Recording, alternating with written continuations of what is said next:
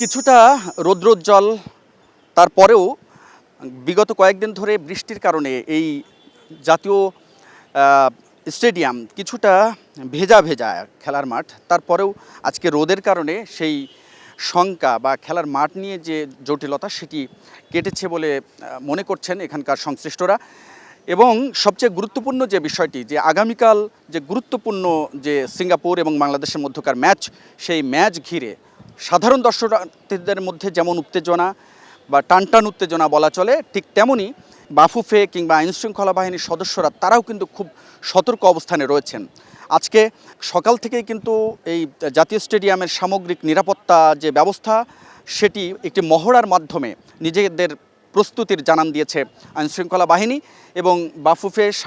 তারা সম্মিলিতভাবে এই স্টেডিয়ামের আশপাশের সামগ্রিক নিরাপত্তা যে পরীক্ষা নিরীক্ষা সেটি তারা করেছেন এবং কিছুক্ষণ আগে বোম ডিসপোজাল ইউনিট সহ সোয়াট সদস্যরা তারা এই স্টেডিয়ামের সামগ্রিক যে নিরাপত্তা সেটি নিয়ে একটি মহড়া পরিচালনা করেছেন। সেই মহড়ার মধ্যে দিয়ে তারা বলছেন যে স্টেডিয়ামের নিরাপত্তা শতভাগ তারা নিশ্চিত করেছেন। আগামীকাল ম্যাচ ঘিরে যেন কোনো ধরনের অপ্রীতিকর ঘটনা না হয় সেটি তারা সর্বোচ্চ সতর্ক অবস্থানে থাকবেন এবং যারাই আইনের ব্যত্যয় ঘটাবে বা কোনো ধরনের ফৌজদারি অপরাধের সাথে যুক্ত হবে তাদেরকে সরাসরি কারাগারে পাঠানো হবে বলে তারা জানিয়েছেন বাফুফে কর্মকর্তারা। আর আগামীকাল যে বাংলাদেশ এবং সিঙ্গাপুরের মধ্যকার সেই যে ফুটবল ম্যাচ, সেই ম্যাচ ঘিরে সাধারণ দর্শনার্থীদের মধ্যে এক ধরনের উত্তেজনা কাজ করছে। কারণ আপনারা জানেন যে হামজা চৌধুরী বাংলাদেশের ফুটবলের এখন সবচেয়ে অন্যতম পপুলার বা গুরুত্বপূর্ণ নাম। সেই হামজা চৌধুরী এই ম্যাচেই বাংলাদেশের মান রক্ষার বা বাংলাদেশের র্যাঙ্কিংয়ের এগিয়ে যাওয়ার ম্যাচে খেলবেন এবং শুধু হামজা চৌধুরী নয়, আরেক তরুণ আকর্ষণ ফাহমিদুল এবং সৌমিত সোম, তারা কিন্তু এসেছেন আগামী ম্যাচে, অর্থাৎ আগামীকালের সন্ধ্যা 7টার যে ঐতিহাসিক ম্যাচটি অনুষ্ঠিত হতে যাচ্ছে সেই ম্যাচে তারা খেলবেন। এটি কিন্তু এরই মধ্যে নিশ্চিত।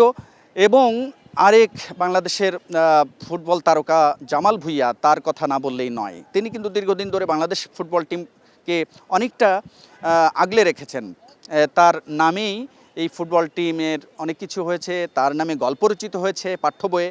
সব মিলিয়ে বাংলাদেশের ফুটবলের যে নতুন জাগরণের সূচনা হতে যাচ্ছে, সেই সূচনা কোথায় গিয়ে ঠেকবে সেটি অনেকটা নির্ভর করছে আগামীকালের যে সিঙ্গাপুরের এবং বাংলাদেশের মধ্যকার যে ম্যাচ, সেই ম্যাচের জয় পরাজয়ের হিসাব নিকাশের মধ্য দিয়ে। যদি বাংলাদেশ জিতে যায়, বাংলাদেশ যদি সিঙ্গাপুরকে পরাজিত করতে পারে, তাহলে বাংলাদেশের র্যাঙ্কিংয়ে এগিয়ে যাওয়ার পাশাপাশি এই যে বিদেশি তারকা খেলোয়াড়দেরকে দেশে আনার যে হিসেব নিকাশ, সেই হিসেব নিকাশে বাংলাদেশের বা বাফুফের মান আরও উচ্চে বা সুউচ্চতে পৌঁছাবে বলে মনে করছেন সাধারণ ফুটবল প্রেমীরা।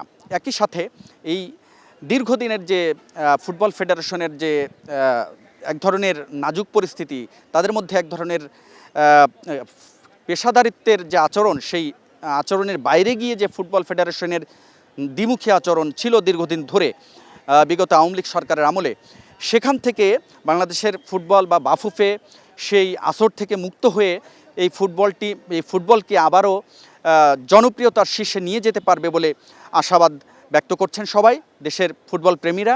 সেই প্রত্যাশায় আপাতত এখান থেকে শেষ করছি। আগামীকালের ম্যাচে সবাই চোখ রাখবেন, সেই চেয়ে থাকবেন গোটা বিশ্বে ছড়িয়ে ছিটিয়ে থাকা বাঙালি। তাদের প্রত্যাশাও যে বাংলাদেশের ফুটবল আবারও সেই কোমা থেকে বা নির্বাসন থেকে ঘুরে দাঁড়িয়ে বাংলাদেশের ফুটবল একটি জাগরণ তৈরি করবে। বাংলাদেশের সাধারণ মানুষের মধ্যে যে ফুটবল নিয়ে যে এক ধরনের ব্যাকফুটে যাওয়া, সেখান থেকে বাংলাদেশের ফুটবল প্রেমীরা আবারও ফুটবলের মাঠে ফিরবে। ফুটবল খেলার প্রতি তাদের যে আকর্ষণ তৈরি হচ্ছে সেটি আরও বাড়বে, সে আকর্ষণ বাড়বে, সে প্রত্যাশা রেখেই আপাতত শেষ করছি। জাতীয় স্টেডিয়াম থেকে আমি হাবিবুল ইসলাম হাবিব, স্টার নিউজ, ঢাকা।